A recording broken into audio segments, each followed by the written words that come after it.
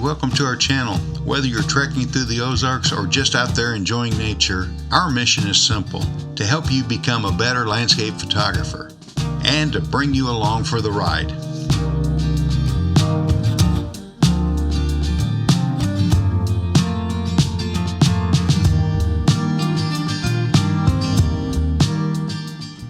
We are at Maramec Spring Park. It is a park run by, I think, the St. James Foundation. Yep. And they're having a bit of a festival here today. And someone has asked us to come down and do a photography walk. And we don't know what to expect. No? We don't know if it's going to be a bunch of kids. All we know is they asked us we volunteered to come down here and do a photo walk. We've never done one, so this is our first photo walk. Hopefully we'll have people show up. It's a pretty day. The temperature is cool today.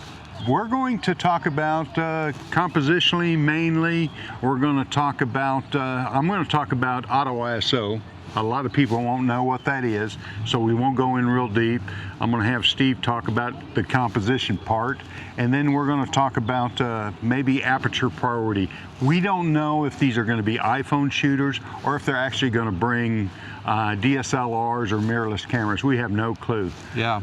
But come along with us. I'm going to record Steve. Steve's going to record me, and we're going to see what happens today. Could be fun. We don't know. At the very least, we will wind up taking pictures ourselves of something. Yeah, yeah. Hi, good morning.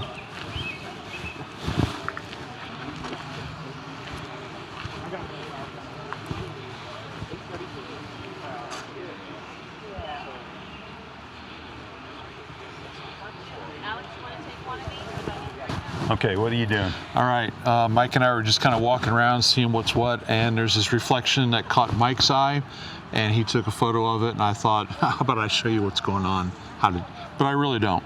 And so I'm going to think out loud. Mike's going to fix me when I think off course. So in this case... Okay, one thing I see already is you have your highlight warning thing. You probably want to go back to matrix metering. Which is... Yep. There we go. Man, I haven't switched that in a long time. And there we go, matrix metering. Matrix metering probably works 90% of the time. Right, and we shoot in RAW, so it gives us a lot of latitude to fix things up. What's that word? Fancy latitude mean? A wide depth. When you're shooting JPEG, at least when I'm shooting JPEG, the amount of information you have to edit is kind of skinny.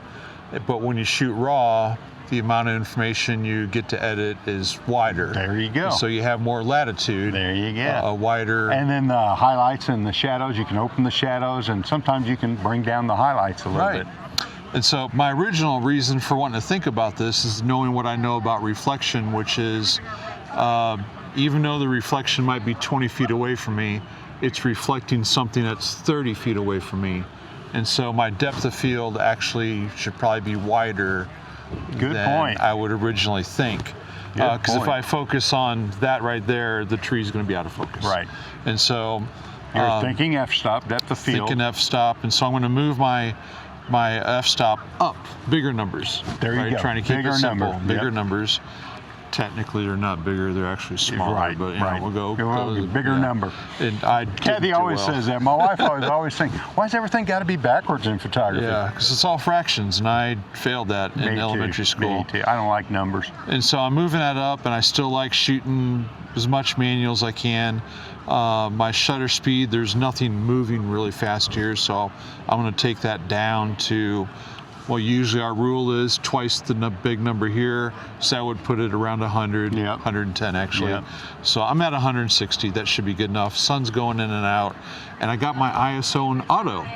But when we're doing journalistic, like Steve's doing here, hand holding his camera, it's a good way to go, and that's what we're going to teach on this photo walk today is set everything up, let the camera do the work for you. Yeah, and that's why we double this number right here, is because we're handheld, and as hard as we try to hold our breath and not shake, we are shaky. Right. Isn't that a pizza joint way back when? Shakies.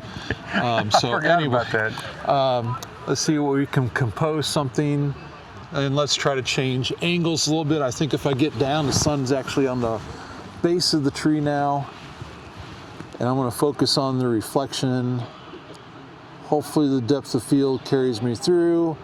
Got the tree on the right third. So still trying to observe some rules of composition, but anyway, I think I showed Mike how to do it. I don't have my typical heavy camera today. Since we're doing a photo walk, I brought my Z30 today. Now, I bought this a couple years back just to have a second camera. When Kathy and I are hiking or biking, I take this camera. It's not, it doesn't have a viewfinder, and then sometimes that's kind of a pain on a sunny day. It's hard to see the LCD, but it's a nice lightweight camera. Steve working another composition. Maramec's known for its, years ago they had a big foundry here, I guess, and that's one of the places. So you're making this picture, you're pre-visualizing. What are you thinking there, Steve? Well, I'm thinking right now that I'm shooting at the wrong angle. Then the reason being is that after I looked at it on the back of my camera, there's a big purple tent way in the background that now, I didn't see. how could you take the purple tent out? Oh, in editing, I could take it out pretty easily. Oh, or short depth of field, but you'd still have short depth of field, but yeah, there'd still be a blob of purple back there, which doesn't seem natural. So, thankfully, there are more ferns going down this way, which lead into a nothing. And so, yeah, I think what you're trying to get me to do is to drop my f-stop, lower numbers. And so I shall do that. I was on f8, now I'll drop down to, I get 4.5, lower number, which makes the depth of field skinnier. So what skinny depth of field is going to give you what kind of background? Oh, hopefully a nice blurry background. You'll still be able to see blobs of color, which is why I didn't want to try it with the purple tent. But these are all natural, you know, greens and browns and stuff like that. So they'll just kind of melt away. It'll be nice. Well, Steve, it doesn't look like we're going to have a big photo walk, and we knew that coming in. We didn't know how many people would show up. The lady who asked us to do it and her son are the only ones here so far. If you've never been to Maramec Springs, it is a pretty place to photograph. Steve and I was down here, was that 2 years ago? I think it was 2 years ago, yeah. Time flies. 2 years ago we came down, and if I have some photos, Steve will send me some from that trip. We'll add them to this video. Got anything? No, I do not. We'll walk around and just see what we see. But yeah, we're going to do some journalistic walk around and take the two we got here and see what happens. Photo clubs. Yes. Mike and I belong to a photo club at the Lake of the Ozarks, and we've been to some other meetings, stuff like that, and we believe you belong to a photo club too. Which one do you belong to? Yeah, I'm Tasha Abashan, and I belong to the Ozarks Shutter Junkies.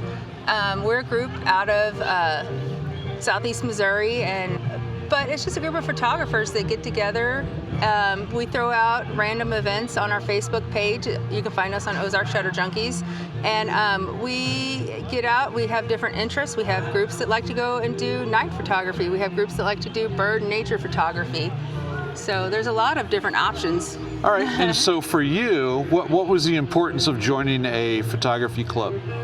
Well, you know, I'm older, so I'm exploring like different hobbies and stuff, and it's a comfort being able to be comfortable with the camera and learning from people who have experience in different things. You may have a photographer that's great at nature photography and fantastic at bird photography, but you know, if you wanted to like dabble in night photography or actual taking pictures of people in studio or that sort of thing, there's so many different options. And even just beginning out, just a beginner novice learning how to become comfortable with the camera and the different technical aspects, it can be intimidating whenever you first start something out. So having a group of people to belong to that are encouraging, it really will help you grow in your hobby and figure out what you like and what you don't like.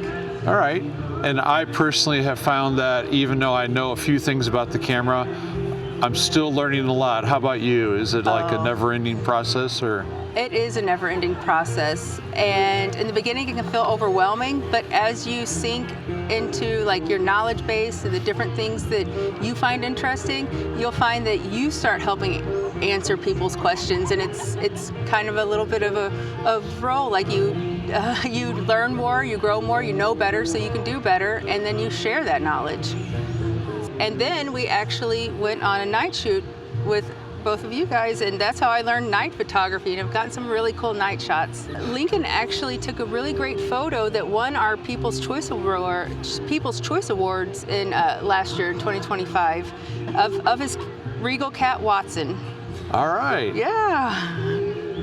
What's your favorite thing about photography, buddy? I don't know. Oh, you like it all? Yeah. What's your favorite thing to take pictures of? Probably animals. Animals. Wildlife, all right. Nice. All right, Lincoln, you said you like taking pictures of animals? Wildlife, yeah. Wildlife, all right. You must have patience then.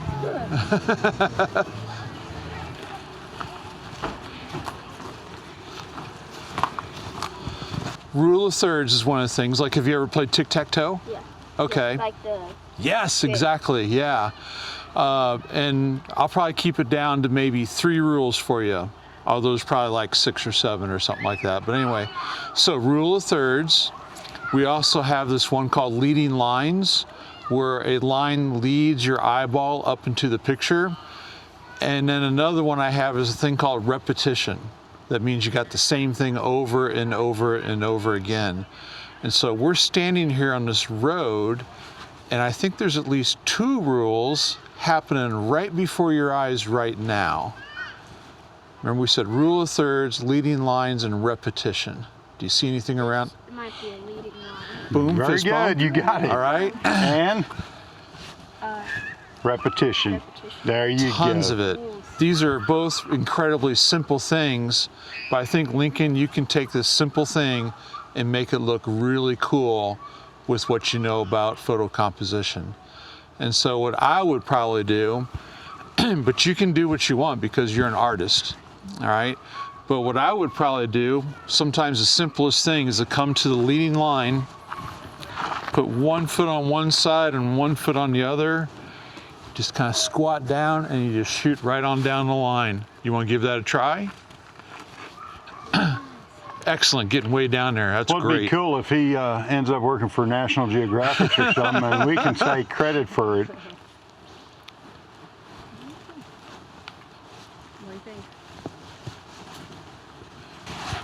So this is a fishing area.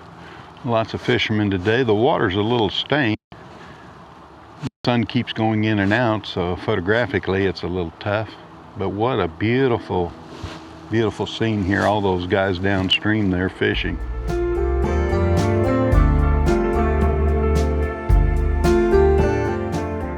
Well, that's 2 weeks in a row. Stephen, I thought we were recording and ending, but I guess I didn't push the record button. Come back next week. And please don't forget to subscribe.